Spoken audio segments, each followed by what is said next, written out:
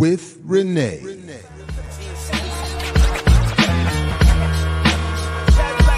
Yo. We wait all week and all day for more. Saturdays with Renee.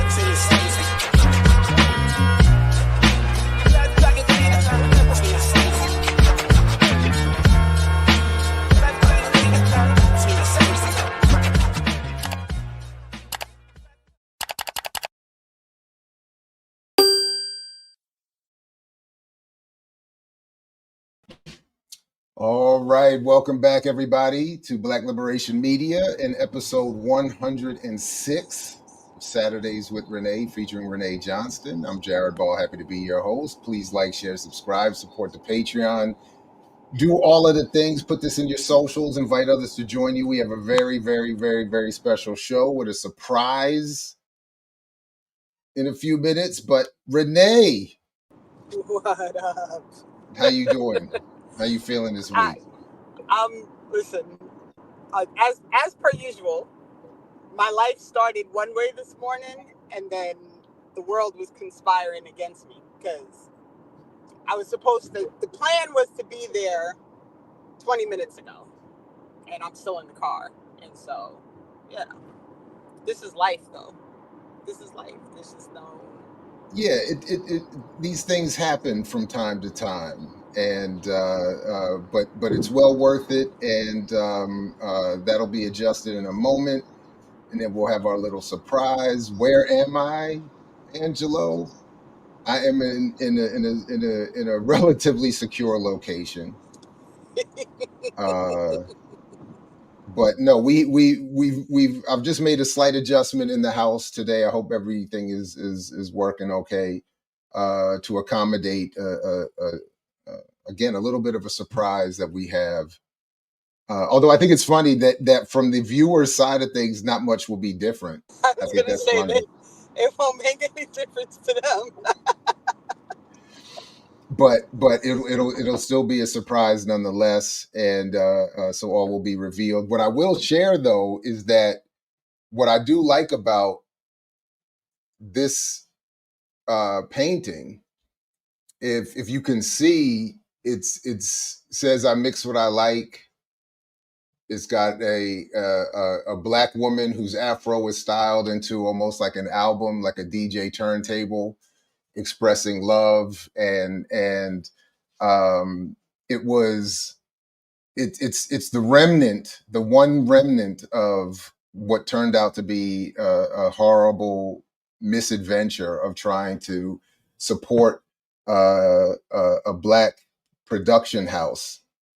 And we were invited, Dr. Burroughs, our comrade Dr. Haight, and were invited to do an episode in Virginia of I Mix What I Like, which was then just a radio show, and to put this thing together for a video production, which is something we had never really involved ourselves in. So we put our faith and our trust in this nominally good brother. Not nominally. Nominally. And we had brought in A. Peter Bailey to do, because we were going to have him be the signature interview about his life and work with Malcolm X and the Organization of Afro-American Unity.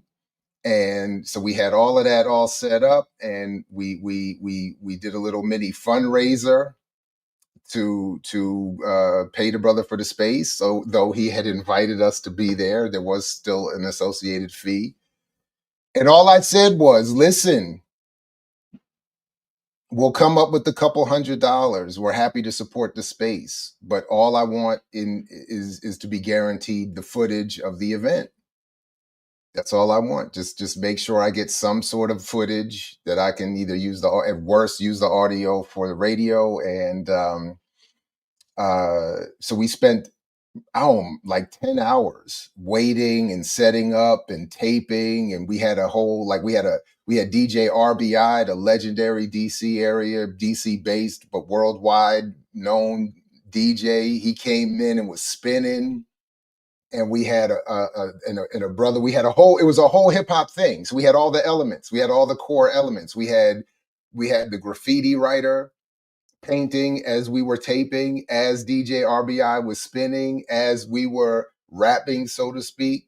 We actually did have a freestyle session. Dr. Haight is nasty as a freestyler, and I'm actually not so bad either when alone in the car in traffic. But so we had like a whole nice little thing, and never saw 1 second of the footage. So all I walked away with was this beautiful painting and some memories.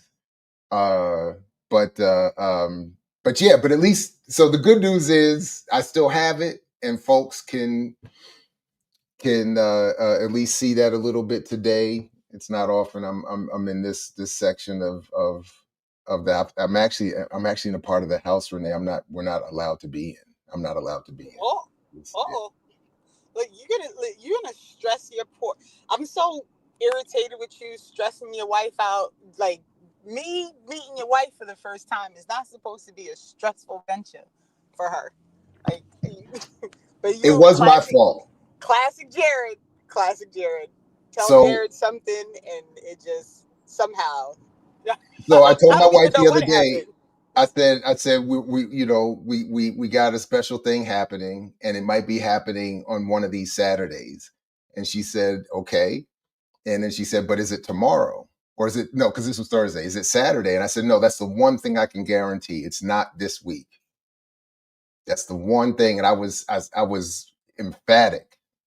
It is You only. was wrong and strong. And then it turned out to be, and then the issue is always proper hosting, being a good host, making sure guests feel welcomed and whatnot. And so that was the only thing. Obviously, we're she's always looking forward to meeting you and all of that, but we just wanted to. She was just a little concerned that the ideal situation wasn't going to be possible, and she didn't want to be. And now she's texting me saying all of our business is in the streets. So it's just but it's just all love. We worked it out. This is all good. perfect. It's all good. So but folks, again, we do have a big show, so please do like, share, subscribe, put this in your socials. We have a number of great guests coming through, and a little bit of a surprise. And I don't know if there's an update on the ETA or what we should do, if we should just go ahead and bring them up. I was trying to think, there was something else that happened this week, but I wasn't. I would say bring them up because Yeah. I'm trying to look at directions and drive and Oh, talk, Lord. and it's not going real well because I keep passing turns up. But I am in your neighborhood. So let's. All right, so we have a couple of special guests. I will let me bring them to the stage. This is another very exciting morning for us here.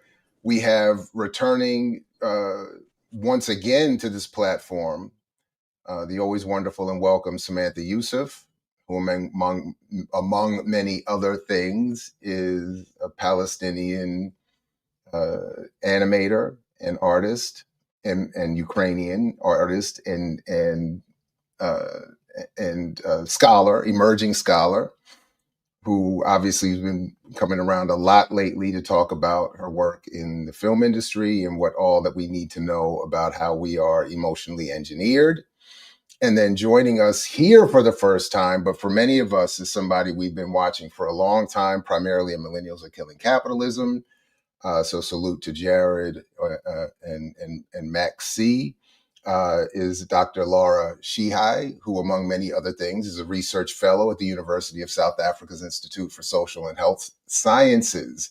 And she is also author of Psychoanalysis Under Occupation, Practicing Resistance in Palestine, and the link to More about her is in the show description. So welcome to the both of you. This is an honor and a privilege and very exciting. Good morning, and or whatever the time is wherever you are, and welcome to Saturdays with Renee. Good morning. Honor is mine. Definitely. What a group to be with. Thank you, comrades. Thank you. So just so that we can ease the burden on Renee so that she can safely get to her destination. Lara, you sent us a couple of things to read and watch. Once I did, I quickly renamed redid the thumbnail and retitled this because this piece about the magic pill of peace is a fascinating article. If I didn't already, I'll put the link in the show description. So I thought if we could, that we could start there, given that there's supposedly some talks of peace being presented to Palestinians. I've even seen some clips of some celebrations among Palestinians. But this was a very sobering read in terms of what this magic pill of peace is that Israel uses to basically mask its further encroachment, occupation, and genocide. So, but if we could start there, and you could lead us through a little bit of what you thought was important for us to note about that, and anything else related to the claims of peace. Yeah. Thanks, Jared, and thanks, Renee, for inviting us on, and also for always making space to have these conversations. I mean, I want to start right when you said you saw some videos of Palestinians celebrating, and I think we always need to ground ourselves there. Like, these conversations are so important for us to keep our eyes on the analytic frame and to not lose sight of the structural issues, which is why I think Diana, this article is Diana Butu, who's a dear friend and a tireless worker on these things, and her, she walks us through how her own position has changed over decades, right? 25 years. She was part of the negotiating team for the PLO under Yasser Arafat. And so she has a long history in this. But where I want to start is these ideas of people celebrating. And I think when we're talking about these things, and I will go into looking at the ways in which structurally, infrastructurally, analytically, this is a sham. Right? When we're talking about peace, we're talking about peace in the sense of how violent oppressors talk about peace, this puerile understanding of what peace means, what are the sort of concessions that are demanded out of oppressed and colonized people for peace to even be, viable, and always dictated and circumscribed by the oppressor. But I think these are two separate things. Like, the celebrations need to be positioned from the point of view of people who've been under the boot of forced starvation, of sniping at aid, sites that are death traps, which, by the way, those death trap people left the Gaza Strip with the IOF. So let's just sort of be clear about who they were working, how it has always been an Israeli-American death trap situation. The aid, the aid places where people were going in and being sniped. So the celebration, and Diana Butu actually in this piece has that same sort of snippet. I was just so struck by how she talks about how in 2000, right, where she's speaking to the mother of Muhammad Dura, the child that we all saw got assassinated in real time.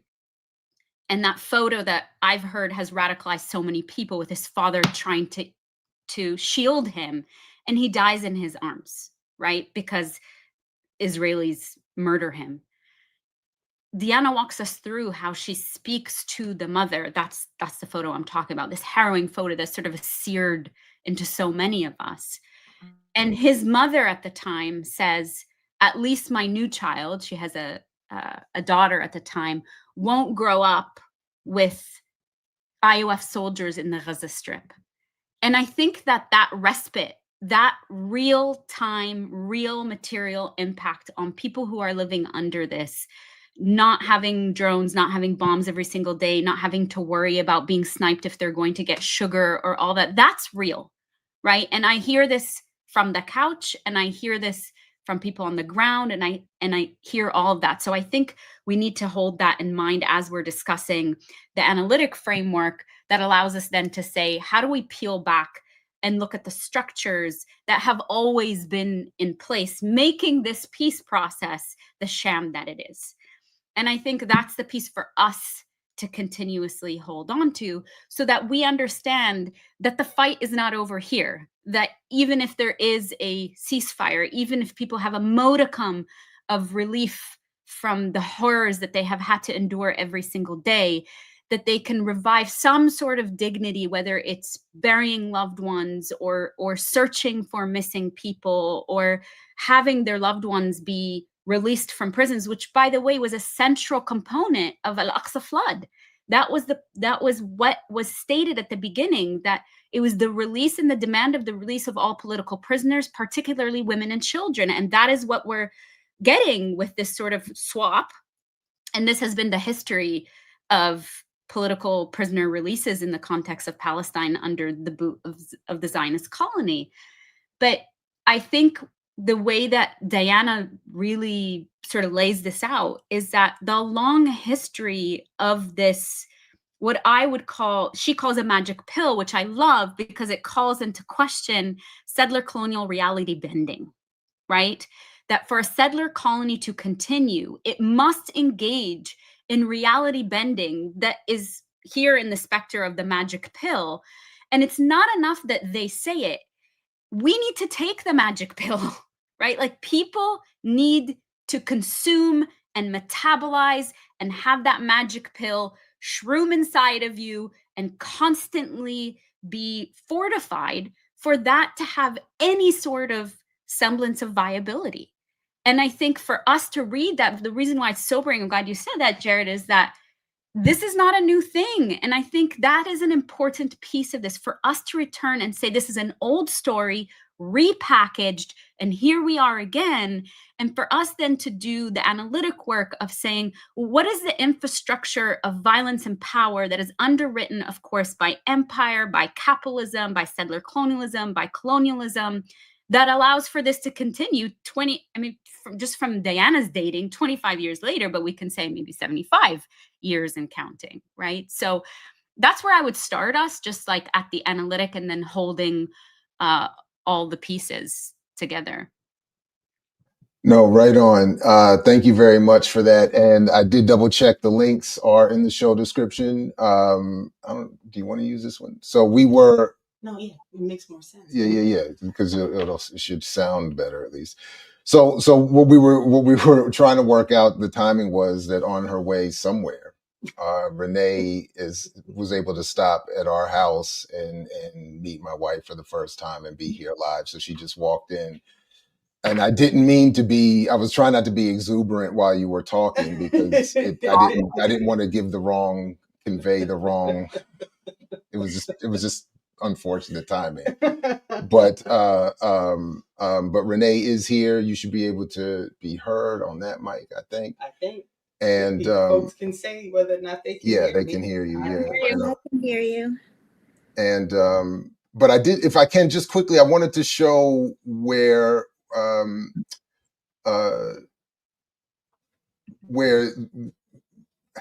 how the magic pill is just deployed and defined here, beyond the brilliant summary we just heard.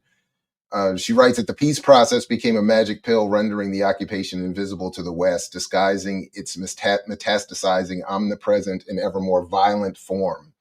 Palestine was now reduced to a subject of negotiation, requiring concessions, with the 1948 ethnic cleansing of Palestine swept under the rug to be forgotten. And I think that is so far, it would seem like this would be a good thing to remember as we hear more about what's going on now, and as you just outlined, because it just seems like every time they talk about some sort of peace process, all that ends up happening is more settlers move into more parts of Palestine, more Palestinians are killed, more captives are taken. Yes. And in the Barghouti piece that you asked us to watch, I think he said that there's 14,000 did I get that number correctly? Palestinian hostages, and almost 500 maybe of them are children. Yes. And Yes. we're, so for all the discussion of the Israeli hostages and all the rights that Israel is supposed to have to get them back, these numbers are, I mean, these are wildly disparate. Yes. So Yes. yeah. And there's a ratio that's like, how does this work exactly? That Yes. like where one side's returning 20 people and the other side is returning over 1,000 people, and no one's catching this disparity, right? Like no one's doing, like, the math does not math in any way, shape, or form. And that doesn't even include all the people who were already being held hostage by Right. the Israeli government for whatever nonsensical stone throwing and whatever thing they decided they needed to hold these people captive for.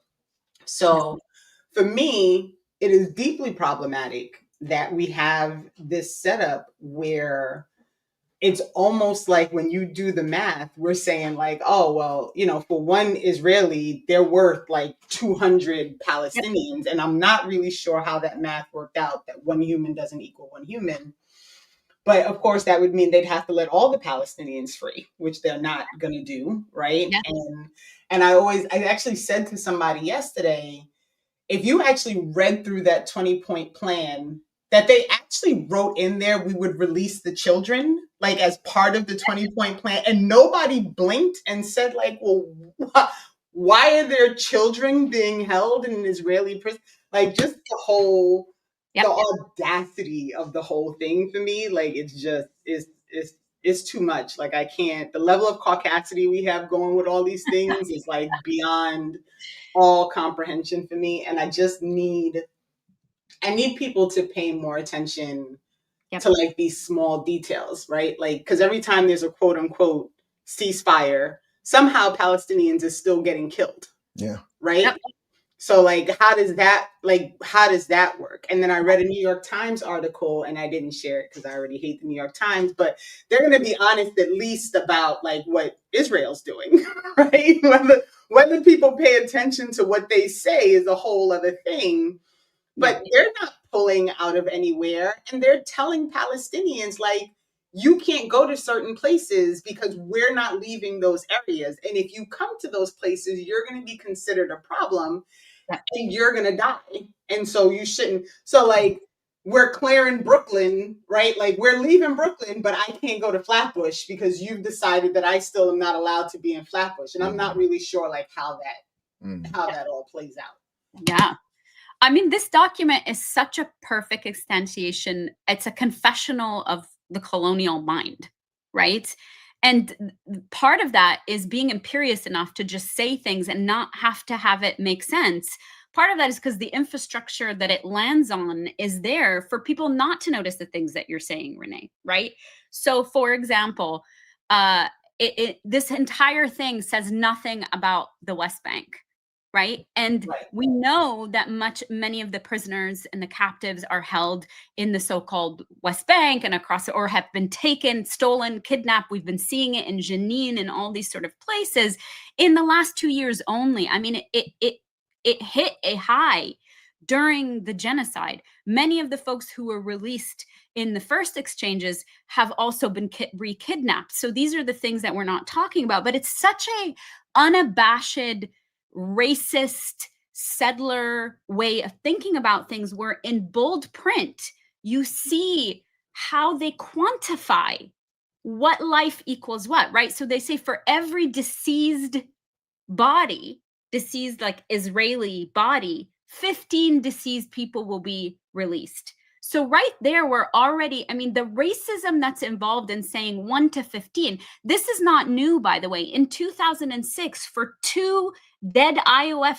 soldiers in Lebanon, more than 1,000 prisoners were released. So again, it brings us back to Deanna's piece of let's trace this. Let's trace the history of this. This doesn't happen overnight. You don't come into your racist being as a settler colonial project overnight. This is constitutive of the entire project, where there's a racial hierarchy that dictates everything. So going back to the West Bank, not only is this peace process sort of, I think, a deflection from what's happening, but there's an intensification of theft of land, of theft of homes. One of the things Barghouti has brought to our attention is there's now 3,000 checkpoints in the so-called West Bank.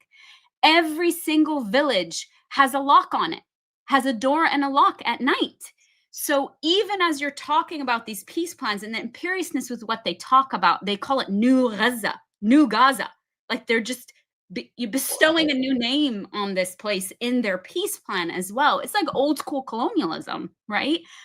At the same time, the very things that Diana tells us about are happening. There's acceleration happening because the point is not only a deflection, but again, a pulling into a normalization and a stabilization of us believing that somehow this has merit on its own, that there's any honesty that's involved in this, that this isn't dictated by settlers.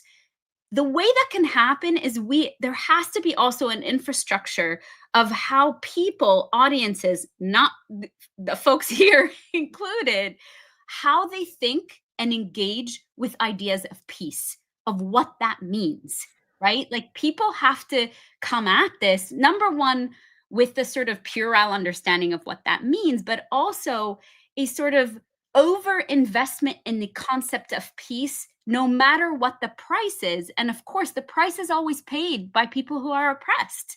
And this has a long history. Of course, I'm thinking about the most famous Ghassan Kanafani interview in which that Carlton, that Australian so-called journalist, asks him, like, at any point, will you lay down your guns just for peace, at any means, for any reason?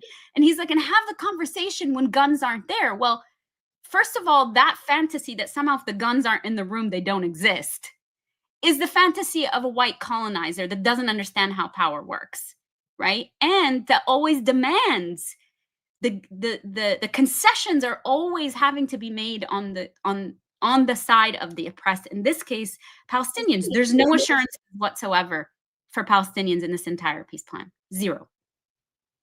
It's like in the piece where is Butu? Is that how you say her name? Butu, yeah. She asks, where she's recounting where Palestinians are asked, "Where's your Gandhi?" Yes.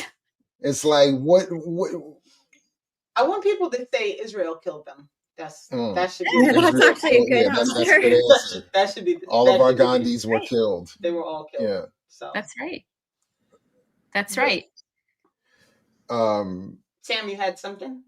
Oh, yeah, no, sorry, I mean, I have like so many things that like I can't even remember now because I just have like stuff I want to say about everything. But it's I don't know. I think even just going back to the start, I feel like, at least the responses on social media, I feel like it's always maybe people from here that get really excited about the ceasefire. But for me, I'm just like, until I see a material reality, I don't ever remember a time that Israel has like legitimately honored a ceasefire. And exactly what you were saying about the West Bank, like the last ceasefire that happened during this whole thing, they went and like so much violence escalated in the West Bank. And then they trade hostages and then they go out and find thousands more to just abduct off the street and refill their prisons. And now they've passed that law that they can now kill people.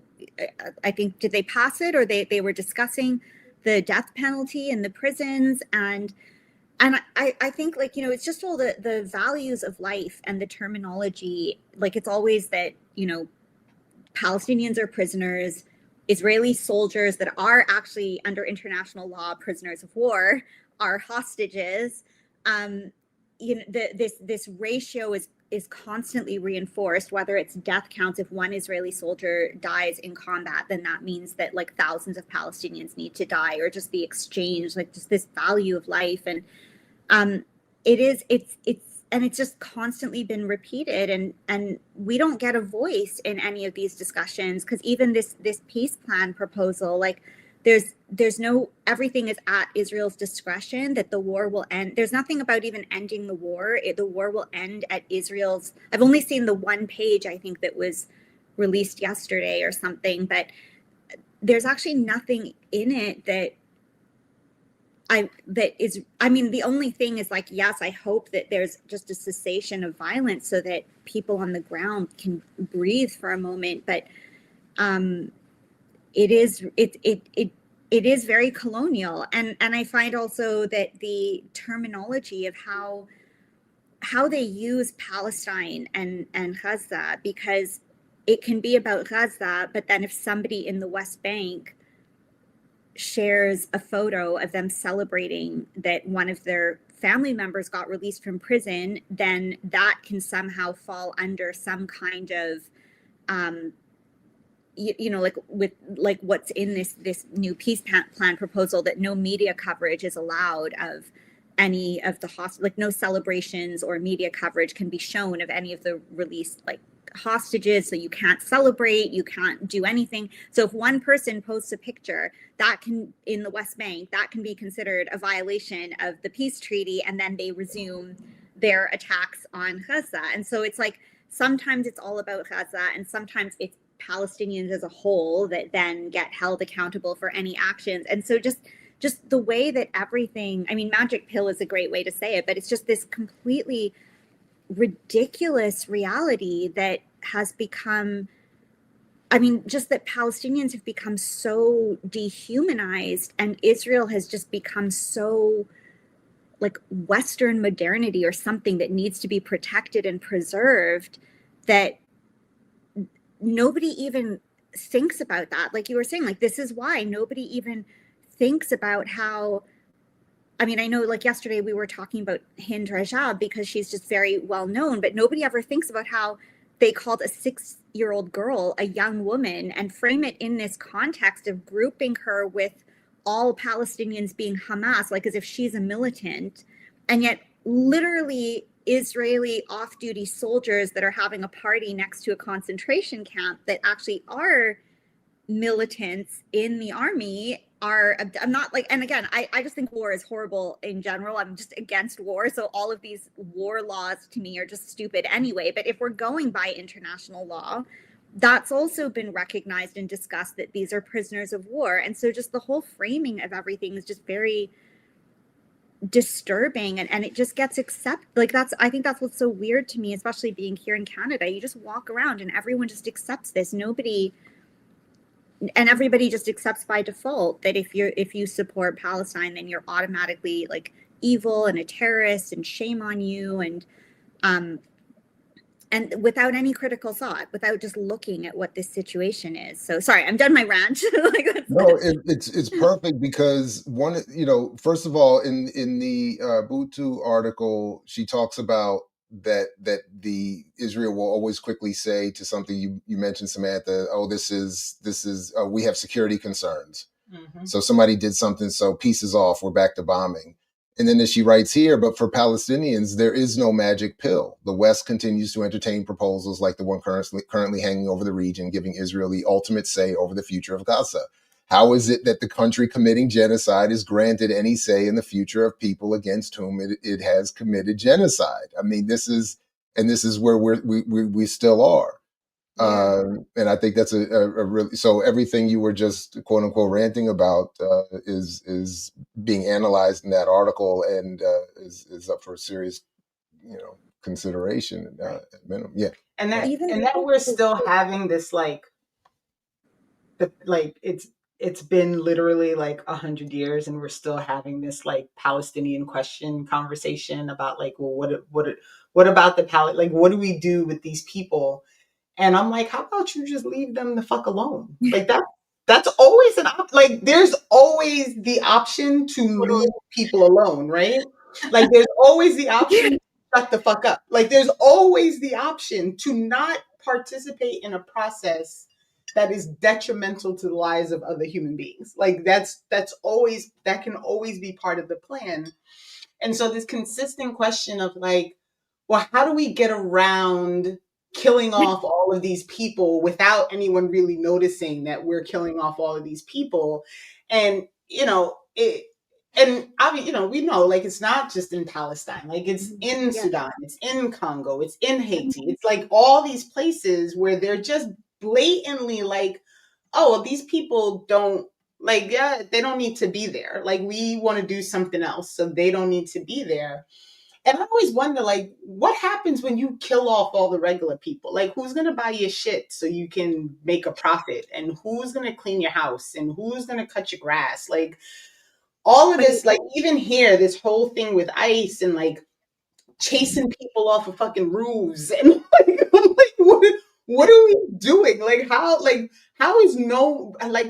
it that there's such a small group of people looking around and going like, yo, what are y'all doing? Like, what is happening right now? Mm-hmm. And then I remember that people are afraid, right? Like, it's a serious thing. Like, fear is no joke. And, you know, even coming in for as like mouthy as I am and as little I care about like what other people think of me, like Sam hooked me up and helped me find out like where I could get a little like head scarf that I could wear because sometimes it's just too hot for my kafie. So now like that's my scrunchie and I wrap it around my hair wherever I go. And I just don't care. Like I don't care if people are offended. I don't care if people think like, oh, she's with the tech. Like I don't care. I don't care. I want y'all to leave people Because who are they with? Fuck them.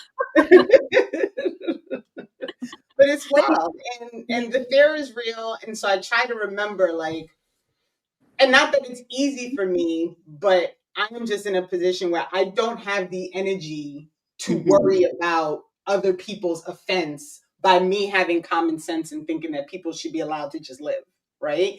Like I don't have it in me to care about that stuff anymore. And so it's a rough position because I want everyone else to feel that way, right? Like when I go to a place and I see somebody like, or like the people that almost annoy me more are the people who sidle up to me and go, oh, I like your kafia, right? Like they whisper like, yes. I like your kafia. Well, yeah. Oh, that's a nice sweatshirt because I have like my Palestine or my like Israel, the Settler Colony t-shirt sweatshirt on. And they're like, oh, that's a cool sweatshirt. And I'm like, bitch, why are you whispering? What? What's going on? Where's yours? Right, right. Exactly. Because that has always been my stance. They can't fire everybody. They can't put everybody in jail.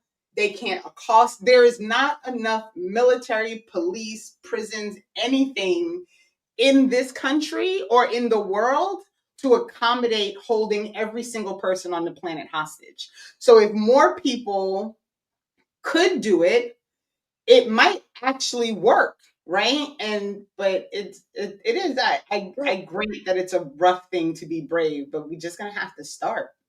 We're seeing it in Italy with, I mean, like in terms of Western countries, at least, you know, like all, like some of the, I mean, you know, I mean, we all had the conversation about the police yesterday, but even this really surprised me. I think it was yesterday I saw something that in Milan, the police actually took off their armor and walked with the people. Not that I want to give props to any policing like situation in any way, but we are like, I just think, you know, we do see how it is effective. Like that we do see like all of Italy in the streets. Like I think, what was it, 1 million people in Rome, like on the streets and stuff. Like, and you can't arrest all those people. You can't. I mean, maybe the police they're scared, you know, like for whatever reason. But yeah. And did I see correctly on Electronic Intifada, I believe, was reporting that in Italy and in Greece, the unions have said we're not supplying Israel anymore. Like these are the kinds of things that are good to see happening. And that I'd like to see happen more here in the United States, despite of course, we have the problem of nobody being in unions, but we could start there. But but other than that, that's small. But even when people are, because when the union was going to go on strike, the transportation union, and they were going to stop, you know, they weren't going to ship anything. It was anything but the weapons. Right. Like the weapons they were going to let go. Right. And so even the people who were supposed to be on board, right? Like I'm like, what are y'all doing? What is going on right now? Well, thankfully we have Donald Trump in office, and he's imposed a shutdown of a government where I just saw military personnel are about to miss their first check. So maybe he is quietly trying to shut down the military machine. Well, I mean, this is part of it, is that I think one of the things we have to root ourselves also historically in all these movements, right? Like any movement, we need to rid ourselves of this idea that somehow folks who fought for their liberation, wherever that might be in any instantiation, whether in this settler colony of the United States or elsewhere, that we always reach to, right? That somehow there wasn't fear or surveillance or violence involved in that. There always was, and they did it anyway. And I think this is the part, every win we have had, every sort of movement forward in our movements and our commitment to the worlds that we want to live in that dismantles all these oppressive systems, they included, and that's the part to contend with, they included people who understood the risks that were involved and did it anyway. I mean, we don't have to reach very far. That's what's happening in Gaza. You think, I mean, these ideas that somehow they didn't know what was going to happen. There's no way you could live under siege for 17 plus years and not understand the force of the violence that could come down on you and the ways in which they could circumscribe every part of your life and increase that asphyxiatory regime. And yet the force of liberation, the commitment to life, the will to live, the commitment to refuse to live under the conditions that your oppressor is constantly saying, I own everything. I mean, very early on in the genocide, if you all remember the first aid drop, that ridiculous fucking spectacle that people were dropping. I had a conversation with somebody who was close to the team who was planning that, who said it took 6 weeks for them just to plan what would go in those things, because you are not allowed to drop, for example, seeds into Gaza, because Israel does not allow, this was prior to 2023, anything that people in Gaza could cultivate on their own and have to be non-dependent on the settler colonial regime that dictates their life, right? So like they had to drop dried dates that were pitted, which, let me just say, in terms of, Renee, what you were talking about in terms of money, that shit costs way more. Pitted dates cost way more than the ones that have pits in them. But you can start to see all the ways it's on lockdown. And so for us to also remember those folks in the street, you know, against ICE raids in Chicago, in LA, wherever the case is, if we were to talk, and I imagine many of us know people who are in the streets doing this, or any people that are fighting the good fight, fear is never not there. A recognition of how, in the moment that you are trying to free yourself, is the moment that the brunt of the violence comes down on you hardest. And yet, that's the space I want to live. And I know this from experience. It's just like, that's the vibrancy of life and our political commitments. And you understand the stakes that are involved, but also how could we not, when we're talking about 500 children in solitary confinement with scabies and not being fed and not being attended to? I don't know what other world I could commit to. A world that where that can't even be thought of, let alone actually actualized and supported by the major superpowers of the world, and ignored by so many people, that when you like a certain person listening to you talk right now would be like, that's just not happening. Like, that's not true, right? Like the sheer like overwhelming propaganda of it all. Right? Like the whole like, none of this is happening. It's all your imagination. Like, you know, don't believe your lying eyes. Like, none of this shit is real. You know, like you see these reels sometimes, like the asshole that got on the ship, the flotilla, and he was like, I don't guess what's missing. What's missing is all of the aid. I thought they were bringing aid. And I'm like, who watched this and thought this dude was serious? Like, who was that the Israeli that went in and they had like, yes, they the one where they staged staged it and they put orange juice? Did you see the orange juice that was written in Hebrew? They put stuff on the boats and they were still written in Hebrew. Like people from Italy and France were like buying orange juice with Hebrew writing on it to put on they didn't have hours of footage on the ships with all the shit that they were carrying.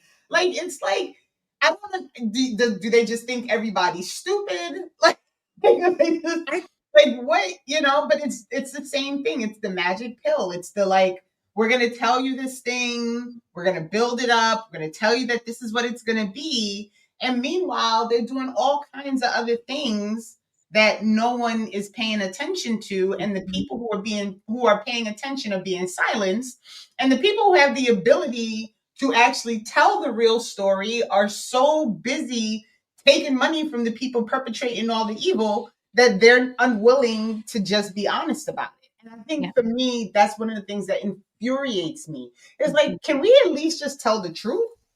Like, is that, can we be in that landscape where at least like truth is a thing? And when I open up whatever mainstream thing somebody sends to me, because people are still sending me articles from like MSNBC and stuff, like, and I'm like, this is all horseshit. Like none of this makes any sense. And I just can't.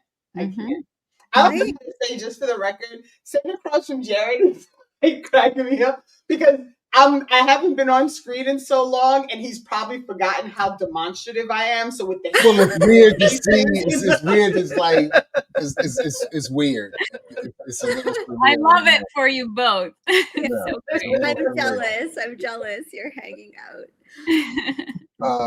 But yeah, no. The dissonance that they're creating with that they have to continue to create between what is wild.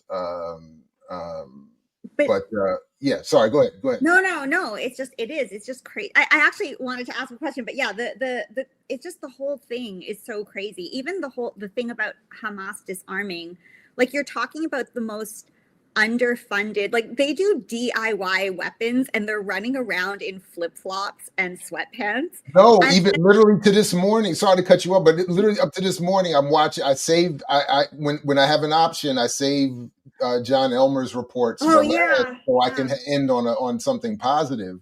Because Nora's reports are usually, much more difficult to listen to. And so I'm like, okay. So just this morning, I'm watching his latest, and he's showing right, not only the DIY that you're talking about and how they repurpose whatever's left and whatever doesn't work, they refuse it and light it, whatever. But he's showing that up until the last, he was saying, even if what I'm showing you is supposed to be the last resistance operation before the ceasefire takes place, they're operating up until the last minute. And I keep forgetting the phrase he uses, but they're going home afterwards. These are not so-called suicide missions or whatever the hell else. These are like tactical plans where the fighters go home after the fact. And then he was showing how the Israelis have to, the final proof of the success that's never accurately reported is that he shows they show on camera the Israeli medevac begin to pick up the soldiers that got hit. So it's, obviously you're not doing that for an unsuccessful operation. So anyway, I didn't mean to cut you off, but I just thought that was anyway. But yeah, they're so strategic, but like I find it hilarious because we see these dialogues where everyone's saying Hamas has to disarm, whereas you have a country that is like now by like every everyone knew since October. Like I knew a genocide I was terrified on October 8th. Like I knew that it was going to be insane, and everyone knows. But now we have every institution that we've relied on, at least for this information in the West, to confirm that this is a genocide. You have this recognized genocidal country that's at war with, what is it now, like 6-7 countries, sovereign countries that they're at war with, and then but they're not the ones to disarm. Like for some reason it's reasonable that Hamas disarms. Like why are the conditions not that Israel disarms? Because they it's just, yeah. But I did want to just ask a question, but I think I'm asking the wrong group, because I don't think any of us have ever felt this way, or this audience. But this idea too about being afraid, or that, like, I honestly feel that the fear of living in this kind of messed up society is worse. And I do wonder if every person, even the most privileged people, I do think that everyone lives in a state of fear, even whether they recognize it or not. Because as soon as you bring up, like, if they had to say the word Palestine, or if they had to say anything, there's an unspoken rule that they all know about too, that they're afraid to say.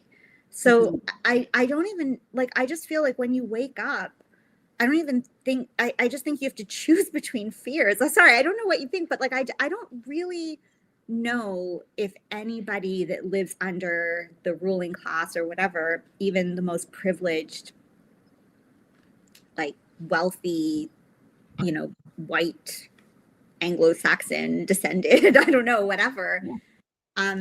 Guns insecurity in this country, right? Multi-billion-dollar industry. It's not for the poor. It's not the poor driving that business. There is an awareness that you have to be like terrified. Right. Like, when you think about it, all of that is out of fear as well, right? Like, you go into a neighborhood and everybody's got their little ADT sign, like, in their yard, and their fucking neighborhood watch.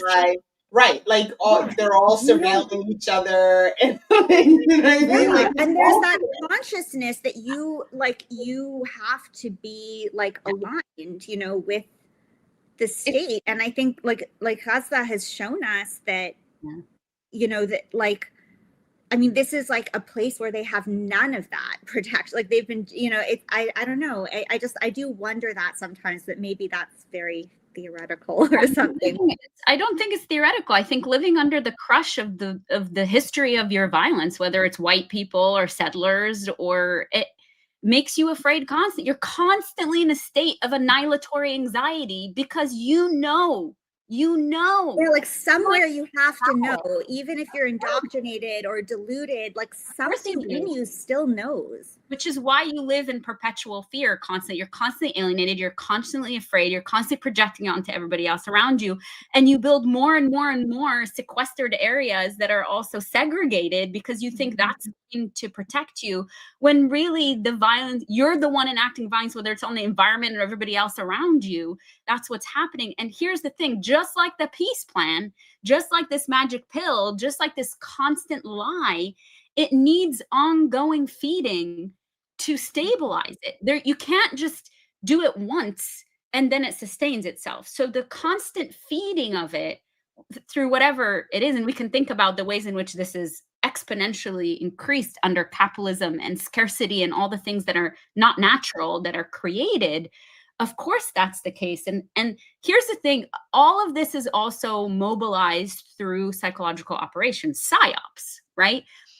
A lot of times we think about this as just propaganda, like people just take in of course, that's a part of it. That is in the arm of a state, right? Not just during, war times. Constantly, state power and power in general is working along psychological operations, and that's one of the mainstays of the way that they deal in carceral ways, that they make people conform without even knowing, that they seamlessly sort of socialize people into conformity and carcerality and surveillance in general, and to constantly up the ante of what's acceptable, right? What's acceptable violence by the state. But the other way that psychological operations work is that they work in hand with other structures like racism, so that they don't have to do very much. When we're talking, Jared, when you're talking about like the militants, or Sam, you were saying the militants are there in flip-flops, and like all of us should be able to see clearly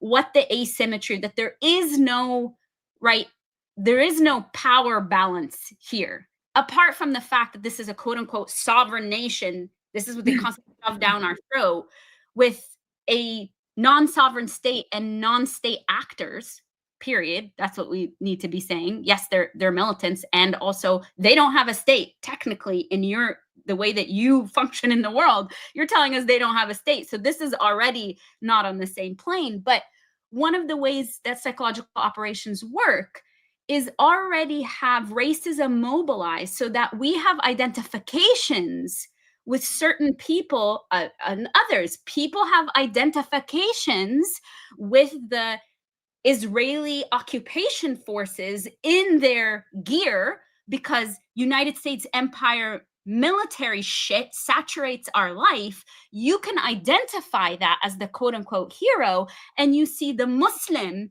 in flip-flops as the terrorist. That's an entire industry that predates all of this, right? So that has to be in place for folks to have these psychological operations actually live inside of them and dictate their everyday life. I'll tell you one funny thing is, like, this is what you have when you have an entire population of the most educated people and the most engineers in the world. This is what's happening in Gaza. Qatar has, satellite United States universities there. It's right? One of them is Texas A&M, which is an engineering school. Right after the genocide started, they pulled the funding for Texas A&M, and their stated purpose, they shut it down, was you are graduating engineers that can then go teach people, like they're doing right now with Hamas, how to rework and build DIY. That's the thing, because my dad, our family says this. I don't know, like, if it's a family story or if it's like historical record or not, but my father was one of the first Arabs allowed into university inside 48, but he ended up having to go study in the States after, because they wouldn't let him, like, if you were a Palestinian or Israeli Arab, you could not study engineering. You could not take a full, like, you were not allowed to study medicine, like, fully. You were not allowed to study any of those things. So that's why he left, because he had to leave to be able to get an education, to become a doctor and stuff. And so that's been their thing for a long time, is to try to, it's side story, and I don't mean to derail, but I just feel like this has always been a strategy too, yes, that they try to, prevent, like, in every way. And I hope folks are seeing the resonance. Like, it's not a big jump for us to see the similarities of the settler colony of the United States and how it treated indigenous and Black folks and the way that Palestinians are treated. This is an analytic that crosses over because violence repeats itself. And they learn it's all the same people. It's all the same people. Yeah. Whoops, daisies. But they learn from each other. It's all the same people committing the violence, right? So one of the arguments I have all the time with people when they say, like, well, what does that have to do with Black people here? I'm like, who do you think is here, like, beating you up on the street, but people who are training in Israel? Like, it's all the same people. And where did they learn it from? Right, exactly. So it's just like it's all, this whole idea, like, does it rhyme? Does it circle? Like, whatever it is all the same people at the top creating the problem. And so you can't, you can't escape that part. And I dropped in the private chat an AP article because something interesting that I discovered in sitting here and poking around on the internet, as I often do, is that there are U.S. troops in Gaza supposedly setting up to help with aid distribution. And, like, do people not understand how, I need people to understand how this all works. Well, it's like that. That's how it starts, right? Just like they built that stupid floating pier that fell apart, right? And the what is it? The humanitarian thing with the U.S. mercy, like it wasn't active duty soldiers, I think, but it was like U.S. veterans, or was it the Gaza Humanitarian Fund? Yeah, they're the ones that work with the IOF. Yeah, and I think that they've killed, I think that fund, that humanitarian fund alone, the last number I saw was they killed like 2,600 Palestinians. That they sort of bait them with aid and then snipe them, and so why are there 200 U.S. soldiers there? That's right. like for what purpose, for what reason? Yep. Like why are they there? And those are the questions that nobody asks, right? Because and somebody just said it in the chat, like they got there that fast. No, they've been there. They've been there. And special forces are never counted in those numbers, by the No, way, right. either. That's So right. it could be Yeah. many more doing all kinds of stuff over there.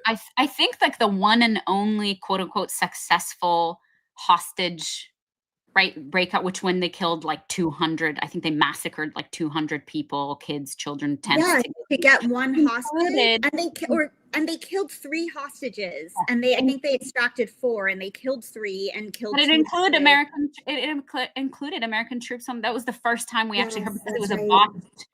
botched, right? They don't give a shit how many people they killed, because back to the numbers, we see it in black and white print what the actual quantitative ratio is to people. It doesn't matter how many you can, and fuck all the ethics, you know, we have all these ethics riddles that we're taught, and if you could save one person in every Marvel movie, this is for you, Sam, right? Every movie where the person, you know, is really going through this hard time internally, should I kill the villain because he's holding all of that and somehow finds a fucking way around it? Like, that shit's bullshit. They don't care. They don't care. This Gaza, quote unquote, aid, these death traps. I was listening, actually, I was at the Arab American Anti-Discrimination Committee conference, and I didn't want to listen to Anthony Aguilar speak. Anthony Aguilar was one of the whistleblowers that came out of that. We were running on Arab Standard Time, so I walked in and he was still fucking talking, unfortunately. But the harrowing first-person account of this, of like where he was like, children would come up to us and kiss our hands to thank us for sugar, for flour. And as they turn their backs, they'd be sniped. This is the reality we're talking about here. These are the people that are now, like Diana said, these are the people that are now going to safeguard a genocide, sort of post-genocide world in Gaza. I mean, at the most basic level, fuck everything else. You sniped kids in the back. And this was like 3 weeks ago, a month ago. I was like, and this was not long ago. That's exactly what I was thinking. This was not long ago. Yeah. Wow. Lara, I know if I understood correctly, you have a little bit of an early exit today, and On the half hour. Yeah. I did want to ask one. I know the focus is beyond our individual subjective experiences, but I have to ask because in revisiting this story about how the Black version of Charlie Kirk are being deployed to HBCUs. To bring Black people out of the so-called left with the Blexit, the Black exit of the left effort, as they're calling it. This is all funded by Turning Point USA, Candace Owens, and all of that. And I did notice, I happened to notice in looking into their professor watch list that you are on it, so congratulations. But I did, you know, it did occur to me because, you know, admittedly, I have not earned that honor, so I don't know what it's like. And I was wondering what, you know, after the jokes and the whatever of it all, it did occur to me to ask you, since you would be here today, what has that actually meant for you, or has it meant anything, or what extent does that play or show up in your life for real? So yeah, I just was, if you had a minute to share on that. Sure. Yeah, thanks for that question. I mean, tongue in cheek first. These are the best dating sites, right? Like, they're shitting, canary missing. I did not expect that answer. That's swing. I like that. That's what's up. I like that. Are you on that list? That's, you know, I can't. If you're not on that list, I just can't. You know, we talk about litmus tests all the time. I'm just like, let me look you up and see if you're on this fucking thing. So let's start there. Because first of all, fuck them all, and they're not going to take away our ability to be defiant in the face of this. But in response to that, I mean, I appreciate this so much because I think it was brought into full force with the assassination, of course, But what we know of these lists is that they're decades old. Like you had, you know, Daniel Pipes list, you had a David Horowitz Foundation, yeah. right? I mean, he 2 years ago, David Horowitz Foundation wrote the provost of my previous employer, George Washington University, and told them we have a stealth operation where we handed out 5,000 what's it called, pamphlets, and Lara Sheehi is third of most dangerous professors on that list, right? This shit goes back so far, in Canary Mission and all of that, and we're on all of them. And this is, I had a reporter call me they're thinking about doing an investigative piece, and one of the things I was saying is that we have to see, like, there are times when things happen and then everything becomes unveiled, and then our job is to look and see what are the ways in which this has been in process for so long. And we know these lists exponentially target people who have been speaking about Palestine for a long time prior to 2023, anti-capitalist folks, anti-fascist folks. These are the people who populate that list. And so the real impact of that is when Zionists came after me in January 2023, with Stand With Us coming after me really hardcore, and then Fox picks it up and it goes fucking nuts. The stratosphere, it's like a different stratosphere, is that these lists already were there. For them to just double down and use the list as proof of why I'm a viable target for them. So I had rape threats, death threats, threats of forced deportation, threats of my family being sniped. I'm an Amalek, of course. We know what this is now in the context. Most people know what this is, and therefore I deserve to be murdered. I had old school, like, psycho cutout, like people cutting out shit and sending mail to my university. I had one actually come to my physical address too, which was the first time I'd had that happen. I mean, this shit gets wild, and part of it is because these sites use each other. They front as grassroots organizations, but they're actually astroturf organizations that work together. So one of the things I learned, Jared, is, and this is the way that it works, is when the Zionist smear campaign started happening, I'd be like, holy shit, Canary Mission just did something. Now it's stopantisemitism.org. Now it's Turning Point USA, all within the same little bubble of fascist organizing that puts a target on your back and says, go get them. These are the people to go get. And that's the real impact of this, right? I mean, in February, I got stopped coming into the United States. I was held. I was questioned. I was asked to identify activists. I was asked about the political relevance of my tattoos. I was asked about podcasts I was on. I mean, I kept telling them, you don't have the right to ask me these things. No, you can't take my phone. But we all know we live in a world where, like, that didn't have to matter, right? And as I was leaving, one of the pigs says to me, oh, you sure are on social media a lot. And I was like, and she's like, you say ACAB a lot. And I'm like, and she's like, do you believe that? I'm like, I don't have to answer this question. And she was just like, I looked you up. This is the fucking world we live in. But these lists are precisely what allow that level. Like, in the end, in the grand scheme of things, who the fuck am I? Really? I'm not saying this as like, but in reality, who am I in the grand scheme of things? These lists make you that. They spotlight you. They make it so that, especially when they string together and make a narrative. So there's like a new lawsuit against George Washington University. I'm not a George Washington University employee anymore, but there's a new lawsuit by Zionist students, and there's an entire 6 pages about me in there. And they use these websites to prove, see, if these websites say this, these are the things she says. And of course, these websites have here's her positions on BDS, here's her anti-America shit, here's her anti-cop shit. So it's back to the thing, Renee, that you're saying about how these things connected. Why the fuck would any of that have to do with each other if they're not all these structural pieces that are at play? And actually, endanger real people and put them in a position. But like, this is, I guess, what it goes back to the fear that I'm like Renee, where I don't have patience really anymore, because when you live it in real life, and you're just like, there's never a day where I say, oh, maybe I should have been more quiet about this, or maybe I should have been, because there's it's the truth telling that makes systems of violence implode. Yeah, because what they want really is they want you to shut up. Oh yeah. Right? So like, grand scheme, like, can you stop Israelis from doing things in Gaza? No.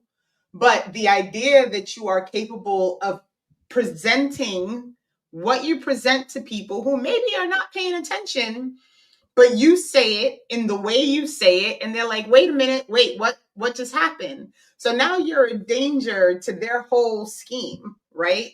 So if they can get you scared enough to quiet down, to do a little less, like, that's really what they're looking to do, is to silence you and to scare you into not being you anymore, because then they can say, see, she was just cosplaying activism, and we can take her off the list. Totally. Right?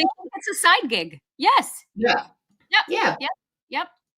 Yep. No, thanks for sharing that. I did want to ask, and I admit part of it is a little bit of my selfish interest in trying to remind some folks that often want to paint all academics with this negative ivory tower brush, that there are those trying to do good work within these spaces that often suffer quiet consequences, relatively speaking. Not a lot of people, who condemn academics will hear about yours or other people's experiences. So. And then I also, even as you say, who are you and who am I and all of this or whatever, I think it is important to point out that each of us are individually important and do represent problems and threats that organizations would want to target you and others. And then I did get a kick out of, again, when you look at the list, they throw a lot of people into these categories. It's like, I couldn't help. I was laughing out loud for a minute when I saw Milana Karenga on the socialist list. I was like, that must be just causing him all kinds of pains and angst. But no, yeah. So it is freaky when random people saying hostile things have access to even your office address, never mind your home. And so, salute. Yeah. And Sam, I don't know, not to put you on the spot, and feel free to say I don't want to talk about it, but like, you also, and I think for me, understanding that for you, it wasn't only like the random, it was people who knew you. Yeah. Right? Like, people who, prior to you saying I'm Palestinian, were all about Samantha, right? Like, they were all in, and then all of a sudden, like, they forgot that you were a person, right? So there's also this side of it where, like, like some you told me stories where I'm like, okay, I'm like flying to Canada so I can go hug Sam, because this is fucking nuts that this is what I will happened. take that hug one day. So I don't know if you want to talk about it at all, but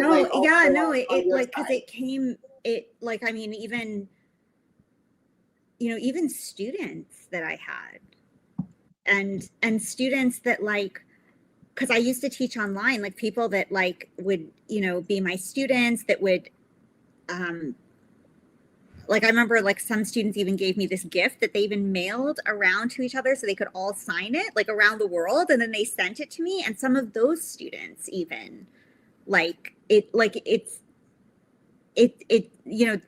just kept harassing me, or kept saying that they hope I'm raped, or if they ever see me at one of the animation conferences, like, they're going to make sure that I'm killed or that I'm raped, and like I shouldn't be allowed to live. And I'm like I don't know what we can say, that I'm worried that like YouTube will cut me off if I say certain words, but like certain like fascist like whores, and like I just got all kinds of and then and also from colleagues, and then it was just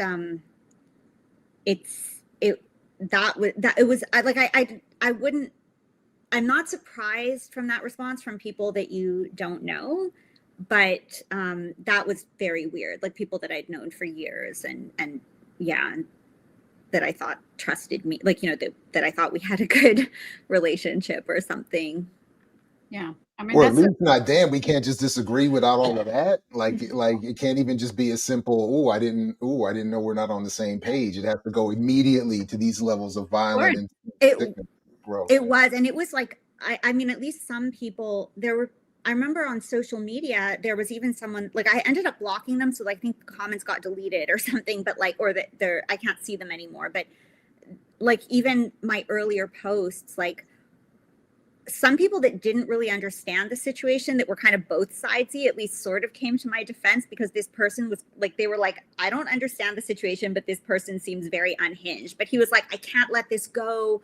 I can't like he couldn't I posted something, and even what I posted, I would argue is pretty both sidesy, because I was trying to be like, let's hold space that, you know, everybody is very traumatized right now, and this person just like could not handle that I was Palestinian and that I had acknowledged Palestinian life, and he just could not let that go. So he was just putting these rants like publicly, you know, and then some people came to my defense, and he was just, but and I blocked him, and then he made another account and kept harassing me, and I blocked him again, and then he was messaging me on other platforms. And this was a student, also a professional, that was also, because like I wasn't like, my online classes were mostly professionals that I worked with in the industry that would take my classes, but like, yeah, this is like a colleague that was also a student of mine, and they were like obsessed. Like it was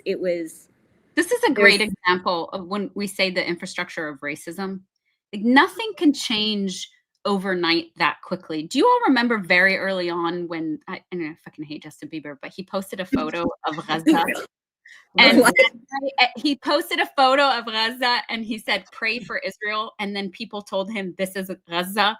And then it changed all of a sudden. Like, I know, you're welcome, everyone. Canadian export. My problem is like, it cannot transform this quickly. Someone can't move from, oh, I like you, to this level of violence without the infrastructure of racism already being there. And the content of these things that came through, I mean, I'm just so struck. Every person I talk to that is at the receiving end of these violent harassment campaigns, particularly by Zionists, it's so sexualized, gendered, and racist. Like I would get stuff like calling me sand N-word, right? Oh yeah, I get that a lot. All that stuff. Get down on your knees and, you know, and do whatever you want to these terrorists. Like the explicit, and it's so quick. And that's the part that I want to, like, this stuff saturates our world. And that's why people miss the race shows, Renee, that you were talking about. That's why people are just like, oh yeah, this is a peace plan. And these dumb Palestinians, how dare they not receive the magnanimity of their oppressors? And why it's been going on for so many years, and why the history of the United States is what it is it plays hand in hand with white supremacy and racism. And you don't need to do very much. You just need to say, I'm Palestinian, or you just say like, here's an Arab, you know, I'm not even Palestinian, I'm Lebanese, which for me are deeply connected. I'm not trying to make that distinction, but to say it doesn't even matter, because the way they were treating me. Nobody has time for all of those differences. Doesn't matter. You're all the same. You're all the same. Doesn't fucking matter. Yeah. Yeah, I know. I think that's a really good point, though, and even personally, selfishly, I've always been like that. Like, whoa, you got really mad at me real quick and said some wild stuff immediately. Yes. Like, and all I did was spill some milk. It's like the hatred was right there. Like, how did we get? So yeah. Yes. No, and I think that was the good, not the good thing, but like what I appreciated is that in the months after October, more and more people were sharing that they were also getting all these death and rape and, like, you know, kind of threats all the time. And so I felt like, okay, like I'm clearly not alone in this. Like, not that it's comforting, but at the beginning I genuinely felt like very afraid, you know, and then when you see just how, I mean, not that I wouldn't still be afraid of those things, but like I thought it was more personal, you know, at the beginning. And then when I saw just that is the MO, that sort of, and very quick reaction, you know, like you were saying, but it's surreal. It's like, Yeah. like without shame. I think that's the thing, is that at least like there was no shame about behaving this way, like nothing, like no awareness that there was anything. I mean, and that's, I think, what's so disturbing, is that like they're aware. They're aware. You're just less than. Yeah, that's it. Like the level of dehumanization, like for them, they don't think there's anything wrong with saying that to you. Yeah. And Jared's right. Like the quickness with which people will go to real shitty stuff just because like whatever thing you said out loud that they were like, how dare you? And then it reminds you like, oh yeah, that's right, you're a racist. Like Yes. I almost forgot that you were like another, you know, white supremacist, you know, like I told the joke a couple of weeks ago about the chick on my listserv who was like, oh, I just can't believe you're playing victim. And I was like, I can't believe you are actually a racist and you just remember like that's where like she went to all the tropes. Like, yes. Like ain't nobody playing victim. I'm living real victim. Like I'm just real victim. Straight to racism in like an hour. And I was like, wow. Yes. Okay. Like, yes. Cool. Yes. Cool. It brings us back to the magic pill, right? Because that relies on innocence and a belief that you are, even though all the structures are deeply still there, you've done nothing to dismantle any of this. You have not divested from white supremacy in any way. The only way these myths can continue are through that that innocence, that and of course we can talk about settler innocence, white innocence, all these sort of things. And it relies also, there's the other thing, Renee, as you're talking about this, right, that reminds me, and Sam, just your experiences, is that it's fundamentally based on keeping people in their place, right? Which is like, we can go to Frantz Fanon telling us about this literally, but also racism, the heart of racism and settler colonialism and racial capitalism. There's racism embedded in this. And if you dare step out of your place, that's why, Jared, you get that fucking aggression real fast, because it's just like, I'm cool with you as long as you're in your place. But the second you show me that you are a thinking, willful being, which then associatively, oh, fuck, this means something, this immediately goes into the place of white supremacy, because there's like an actual material potential. The fantasy of those in power and oppressors and settler colonists are fucking fascinating, because they're based on their own violence. And so if we step out of our place, if we dare demand our, not ask politely, but say refuse the conditions they've created for us, their aggression comes out real fast, because they know what that fucking means. They know what that means. And it's also their own, like, this like fantasy that they live in, that they're actually better. Right? Yes. Like this idea, like the dude at the conference that like this idea that like he's gonna talk you into something because he knows better than Jared does, right? Like I can't even. That was wild. That was wild. Like it's like was that the Bitcoin? That's why the word caucasity for me is so like, caucasity is like the best word ever, because only white people can have the level of audacity that it takes to look at me in my face and think that I'm fucking stupid, right? Yep. And like you have no idea. Like we start this conversation, you know nothing about me, nothing. All you know is whatever email I sent, whatever thing like that you read. You don't know that I graduated high school at 16. You don't know that I have a double master's. You don't know that I did all that shit before I turned 22. Like, you don't know any of that, right? Like, none of that's on the table. But because I have too much melanin, it's an automatic assumption that I don't know as much as I know. And in part, like, it's I get myself in trouble because, and I say this to both Jared and Sam a lot, and you know, now Lara, you're going to be on the list of people that I'm like reaching out to whenever I have Got it. stuff. But like, you know, this is how I get because I can't be silent, right? Like if I watch somebody doing something or somebody's talking to me in some kind of way, or you're coming out your face because you decided that like I'm not a person who's able to do the thing, like you're quickly going to be told to go fuck yourself. Yeah. Because I just don't, like, I can't. We're fast friends. We're fast. I can't. And mommy, I'm really sorry because she's always like, you know, you got to stop cursing. But so Lara is on, and like it gives me the freedom to just be like, fuck everybody. Yeah. Yes.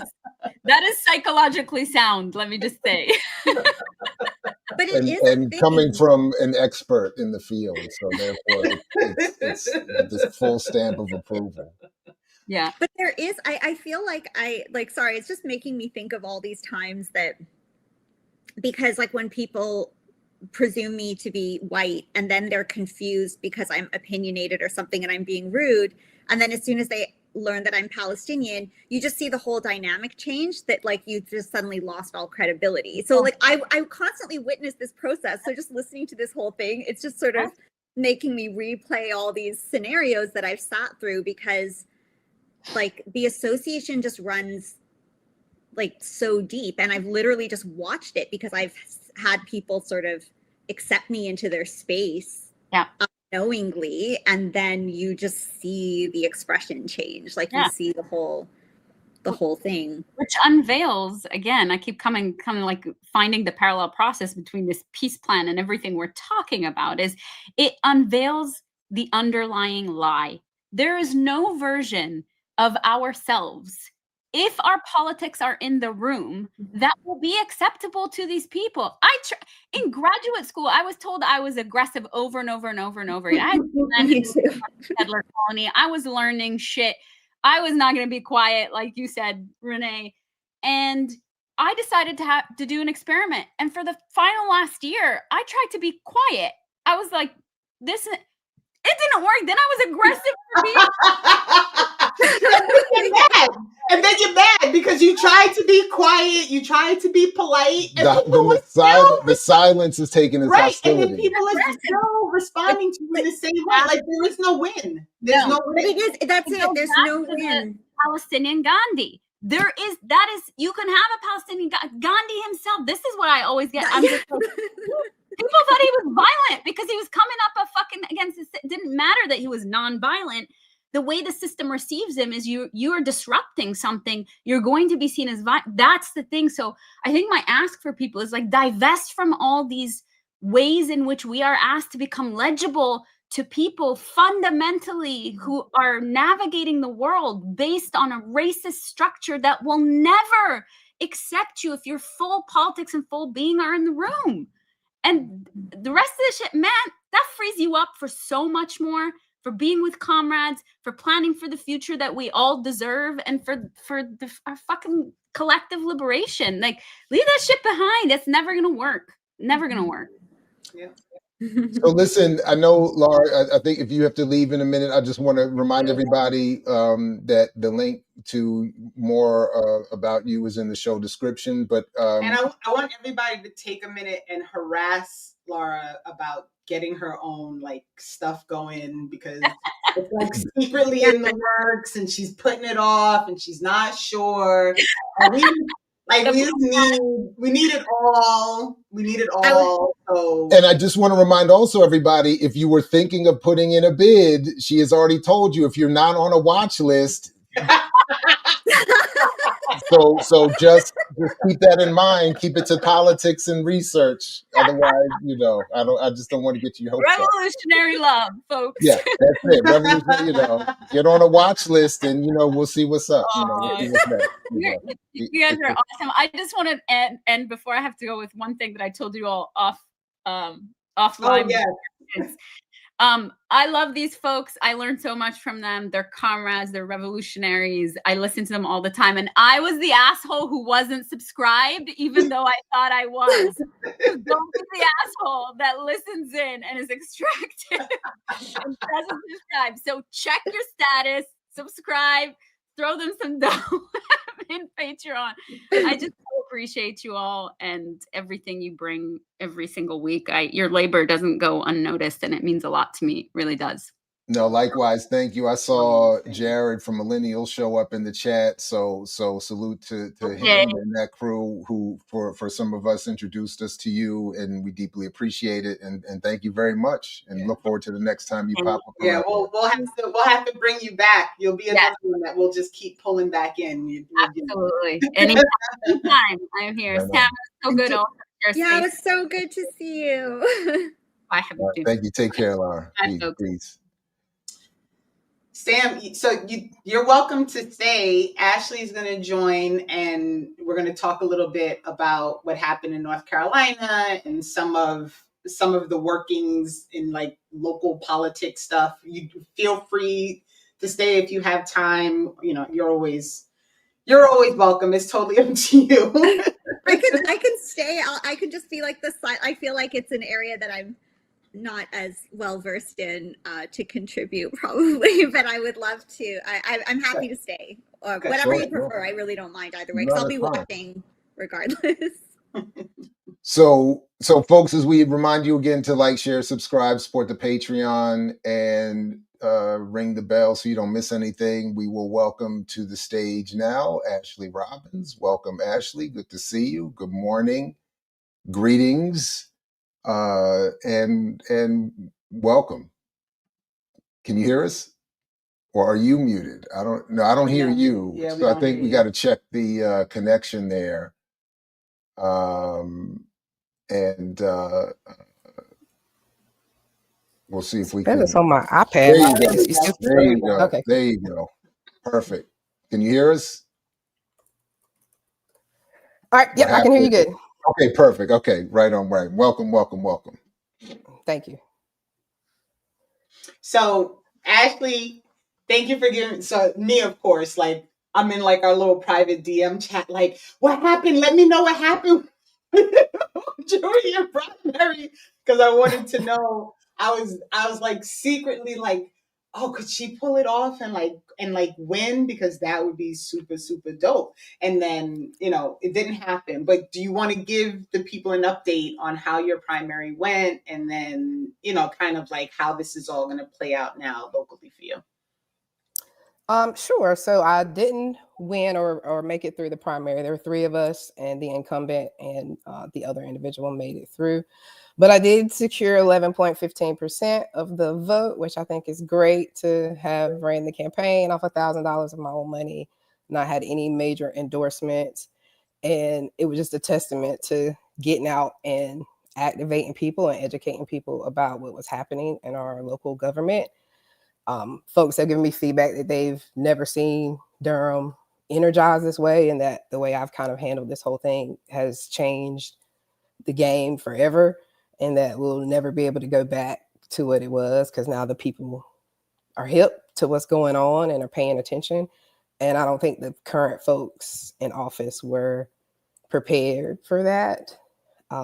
So yeah, it's been a wild ride. It's been very interesting. But I haven't, stopped.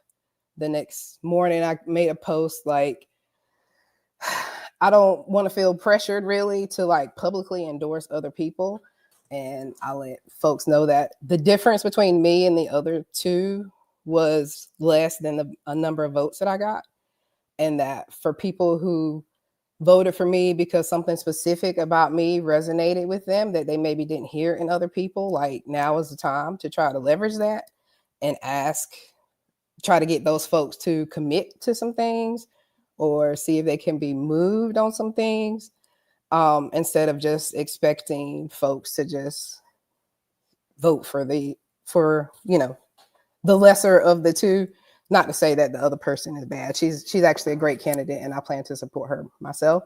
But I feel like I have a responsibility not to do like what we see on the federal level, where folks get really energized about somebody who has new ideas and is approaching a campaign from a different perspective, only to when they don't win, they push them into the same kind of system. And that's not a dig at anybody else that ran, for sure, but I'm just saying that it's important for folks to, if I'm running an anti-capitalist campaign and I'm saying things that are resonating with 11% of the people who voted, then I think that it's important to figure out what that is for the rest of the people and not just assume that that support will be shifted. And I don't want the responsibility of endorsing somebody and then they get in office and not do what they say they're going to do, and that people have entrusted me with their support. And then if I say, well, shift your support to these other people, and they don't perform the way that folks anticipate, then I feel like that's a stab to my credibility. So instead of doing that, I'd rather share some of the other people's things and actively go against the people that I know are terrible than coming out and saying I openly endorse such and such and such and such and such and such. That didn't feel too safe for me, I guess.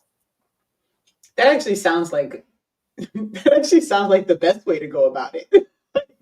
I'm not going to endorse anybody because I don't want that responsibility of like trying to tell other people how to move forward. But I'm going to tell you who not to support, because whether I was in the race or not, these are people who don't earn any part of like, you should be paying this person, because that mayor is terrible. Lord, those yes. I was driving this morning, so I just opened that folder you sent, and that's well.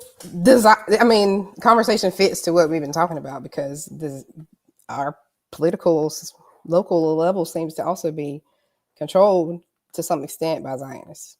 Right. So I didn't get a chance to see the folder either until just now, but what are something that you wanted us to share, or there's something you want us to walk us through? Because there seems to be. You can go to the one. I think it says it's a PDF, and it says not for public consumption yet, or something like that.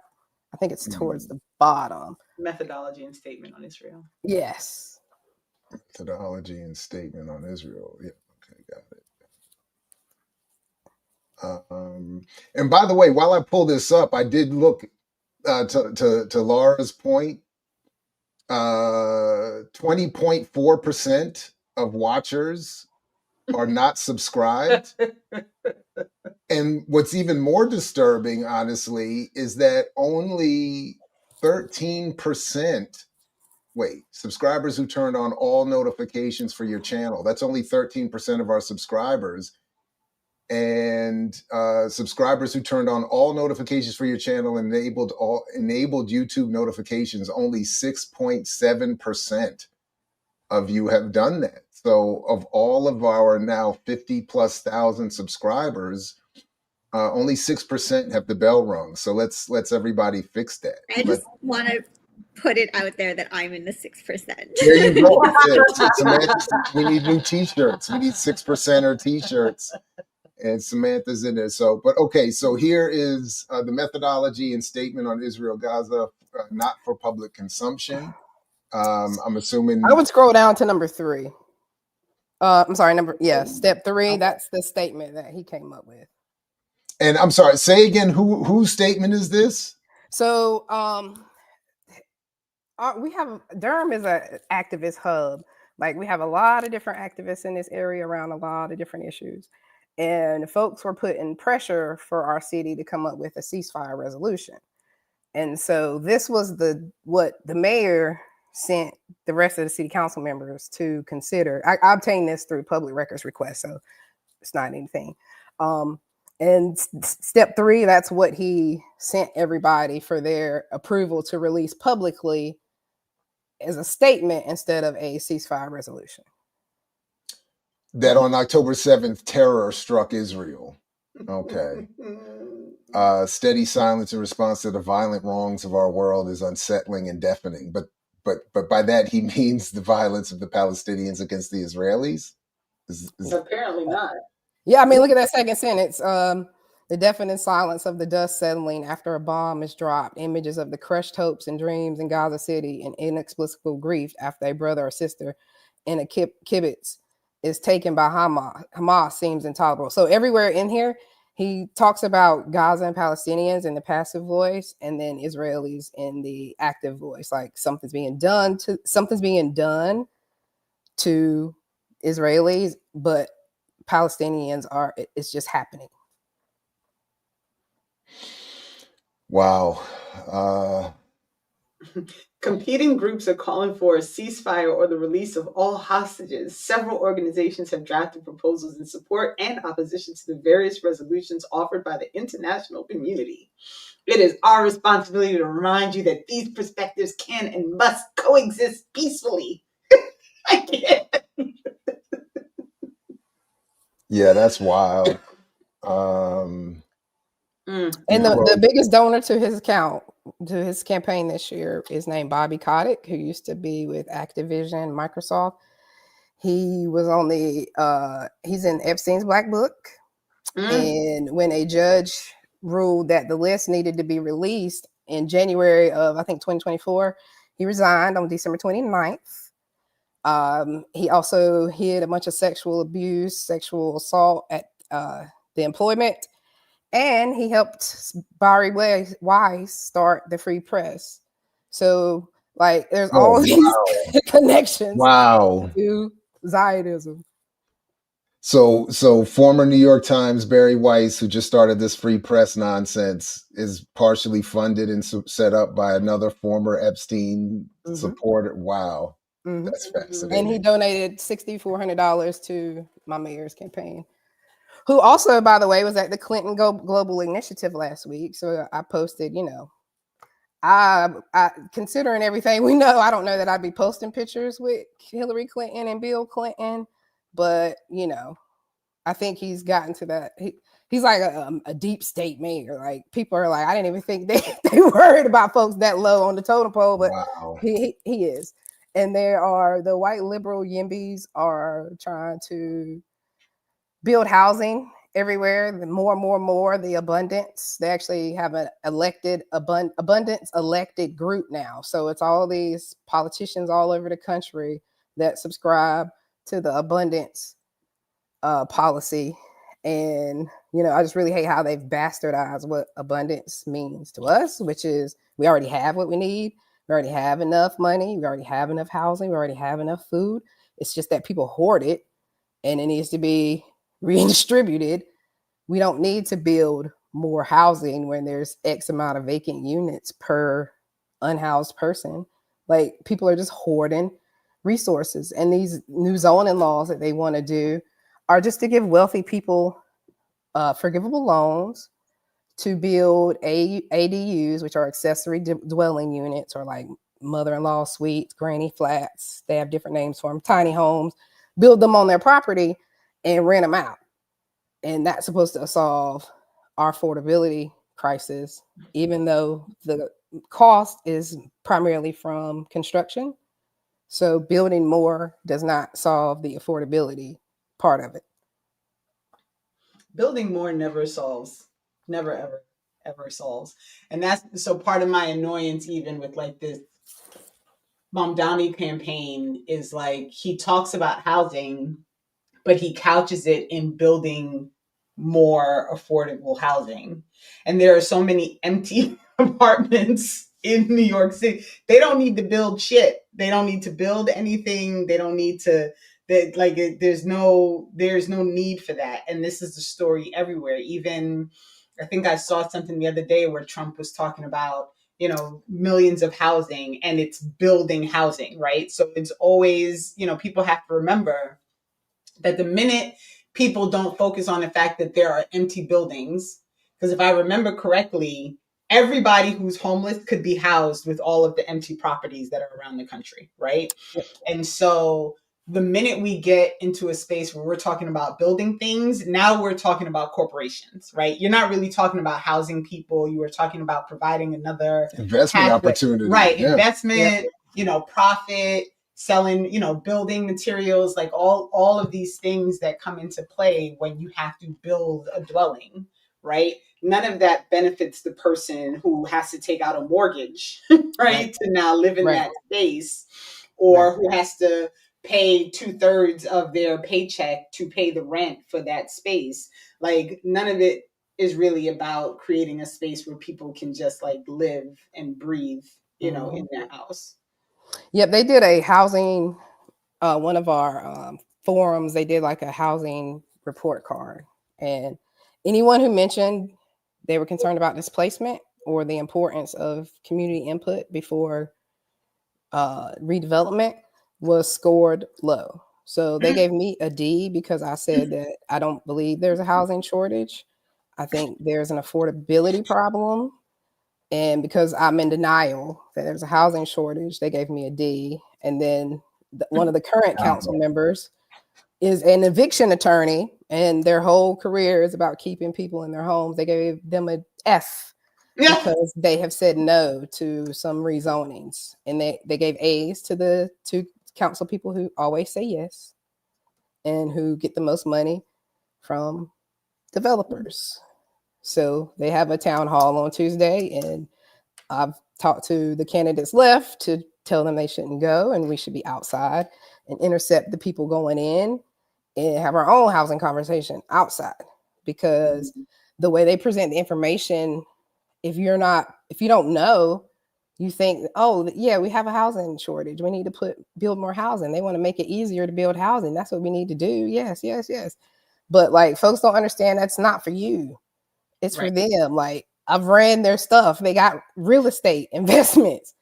The main person who advocated for this when they were on city council, there was already application in by another city council member's husband who builds these things to put one on her property. Wow. And so she built a duplex on her property and rents one at market rate and one that's affordable. Again, what does that even mean? So they're just like caking off by stealing the land. So I'm trying to help people connect it to what's happening in Gaza and see how it's the same principle. Like, they feel entitled to your land and where you live, and they're gonna tell everybody it's the slums and they want to fix it. So they'll push you out and come fix it up real nice and let all these rich people from New York come down here and live much cheaper than it costs to live up north, and you'll have to be relegated further and further out. Ashley, did you want to? I did see a question here from one of our undefeated chat all-stars, from Leah, about, not to the extent that you haven't done this, giving us an overview of your political and ideological campaign positions. So in my campaign, I advocated for more investment in social and public housing and to remove private equity and private developers out of the process. I advocated for community safety and defense. And within that, integrated the importance of folks having access to food, fresh food, clean water, clean air, being able to help communities defend themselves and not call in police. I also educated people on the fact that the way that we talk about crime, Black people in the city, was going to walk us into another crime bill type situation. Mm-hmm. And now in the state, we've reinstated the death penalty because one man had a episode on the train and stabbed a Black man stabbed a white woman from Ukraine on the train.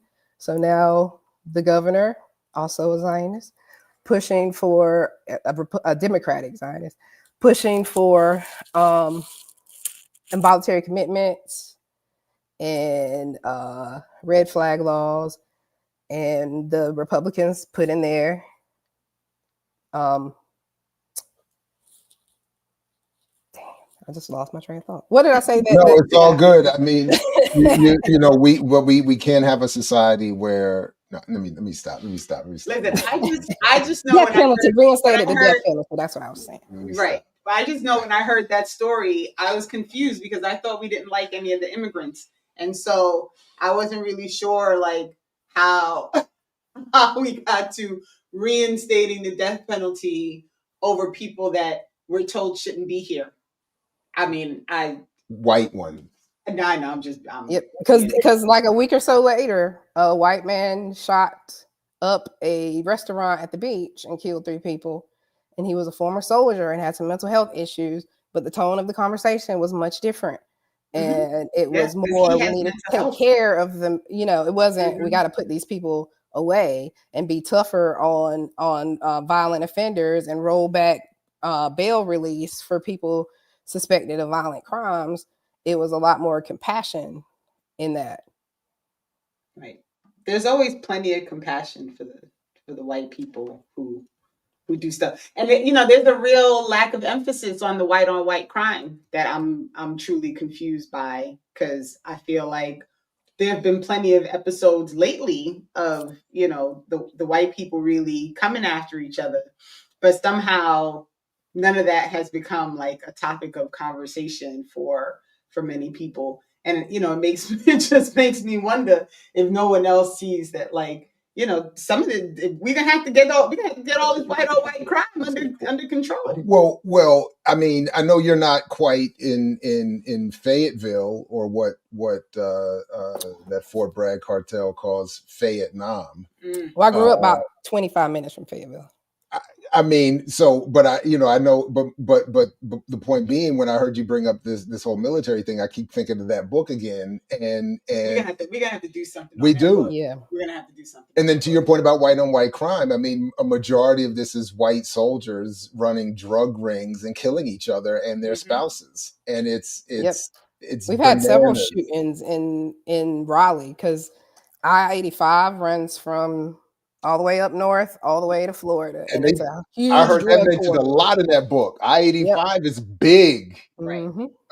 So, you know, in terms of it plays a major role in all of this drug traffic and hostility and violence that runs through that whole area. So, so we do need to do something on that book, and we really need to help this, you know, these white folks with their white on white crime. It's totally out of control, and I feel like somebody needs to come in. So if not Saturdays with Renee, who will come to the aid of these poor white folks?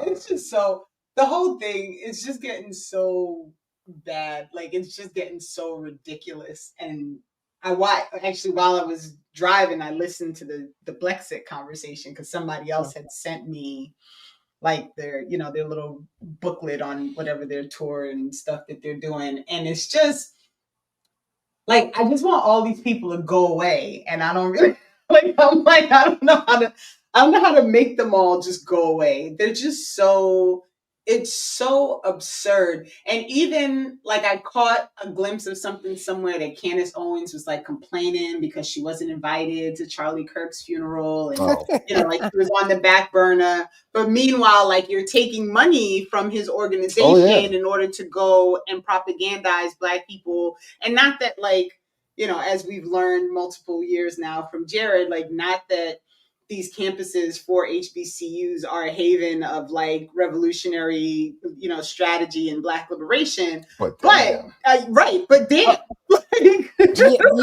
Because I went to the court with the last Student Panthers case. I went to court and just to listen to see what was going on.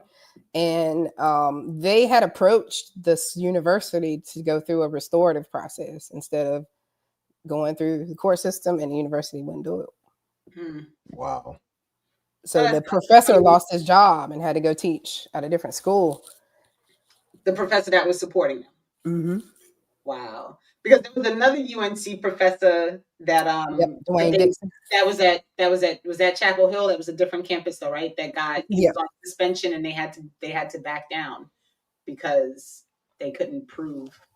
And that's what I'm telling people, like, Donald Trump does not have like a freaking video camera seeing what everybody's doing. This is happening because people at your job wanted this to happen, and they just feel more comfortable doing it now because he's okay with it.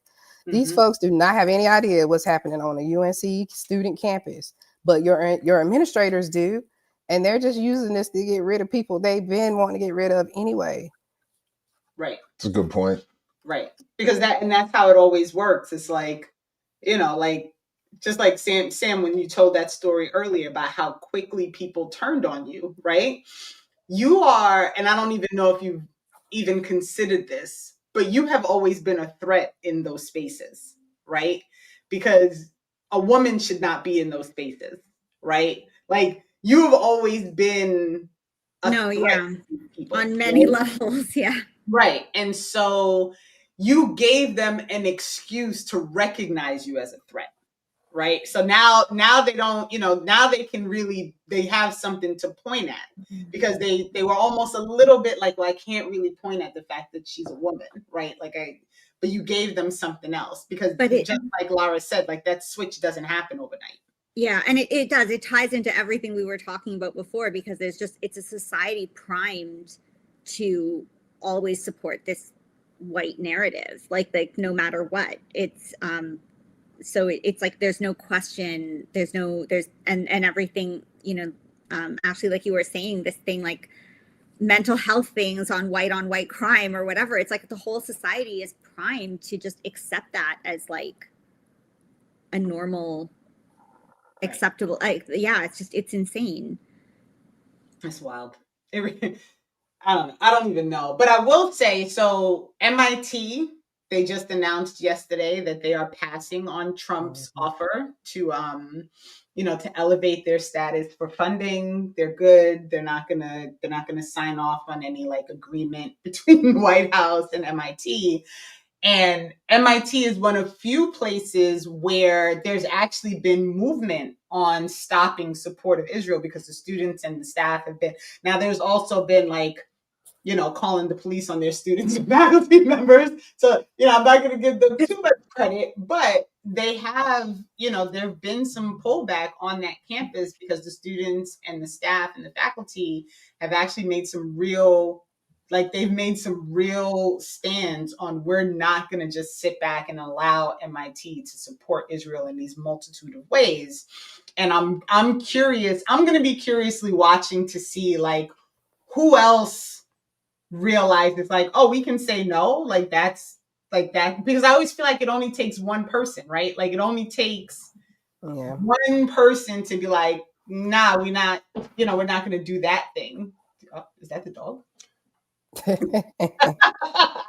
No, I think it's the gate, the dog gate. Somebody, we got some stuff happening. Yeah, but and yes, they do still have MIT Israel, but like the graduate studies program has shut down one of their funding things and not researching for Israeli products anymore. So they're, listen, this was not to say like MIT's great and they're doing all the right things. It was more to point out that there are little shifts that are happening that I'd like for people to start really paying attention to, because part of the reporting on MIT saying no is pointing out that no one has said yes yet. Right. And that all of these college campuses are like really, like you want them to not harm him. Like you want them to just be like, hell no, we ain't doing this. Right. But, it hasn't been a blanket, we're going with it. And in fact, in Virginia, if I read it properly, that's a public school. And they've been told that if they accept this deal, they're going to lose their state funding. And so, so there's some, and that's obviously more about Trump than it is about protecting any like, right? Because UVA, oof. But like, but at least, there's some things happening that I feel like maybe, just maybe, we can see some movement towards everybody not just pretending like it's okay to kill off an entire population of people on the other side of the world. Because I'd like that part to be like, I like to prioritize not killing off an entire population of people on the other side of the world. I want that to be the priority for everybody. Yeah. But I think there's something to be said. Like I think we all have to wait and see what all these institutions do. But I know like where I did my graduate studies, there was a huge effort to create this divestment project, and they went through every department right down to the teacher of like who was investing what that was associated with Israel. And so I think, you know, in that way, like you can target accessible things. You can stop this one teacher from doing this, or you can start stopping, instead of just trying to get the administration to divest. I mean, that was the strategy. I still have to see, like, I don't know how much movement they've made on that, but with what you were saying, with that one department, like maybe that's, you know, I think it has to come from the bottom up in that way. And I guess with community too, because like they'll do everything. I was just thinking when you said that one voice that says no, but they'll always do everything they can to undermine that voice and silence it. And so I think, you know, that's where I guess community is just so important, because when you've got that community, they won't, you know, you've got those people that won't believe how you're being undermined or something. Right. Yeah, that's what I like. You know, when you're the only person, it's easier for people to isolate you and make you seem like you don't know what you're talking about. You're making things up, but like, be vocal. And I hope that I have encouraged people in my city to do that, because I doubt I'm the first person who's found some of this information, and other people were probably just ignored or didn't have the power and the access to amplify the things that they were saying. And the only way to circumvent that is for as many people as possible to be saying these things. And if I'm willing to risk everything, because the only thing most of the publications print when they discuss the race about me is my name, my occupation, and my job. They didn't post anybody else's job like that. So I'm like opened up to all kinds of things, and I'm still saying it. So I can't really have too much respect for people that's not willing to risk anything, you know, like nothing. Yeah. You'll be on the websites that Lara was saying are like the ones you want to be on. Well, that's fine. I'm making my own website too. Like I'm transitioning my campaign website into like a media resource hub for information about what's happening in the city. And since I couldn't find people to write about these things or talk to certain people, then I'm going to start facilitating doing that myself, and just, you know, amplifying the things that I've already been amplifying. And my current challenge to the candidates that some seem interested in is, let's find creative ways to redistribute them campaign donations y'all have. Because, you know, I can help you win and get people. You just find a way to get the money to the people. Let's do a community event instead of printing more flyers and yard signs. Let's find people that need jobs and let them be the people that work at the polls, not the fancy friends. Let's skip some of these galas, hobnobbing, and go to the hood and talk to people, because like that makes all the difference. That's why I was able to get 2,600 votes. It's just going and talking to people. That's dope. Right on. All right. I think we're good.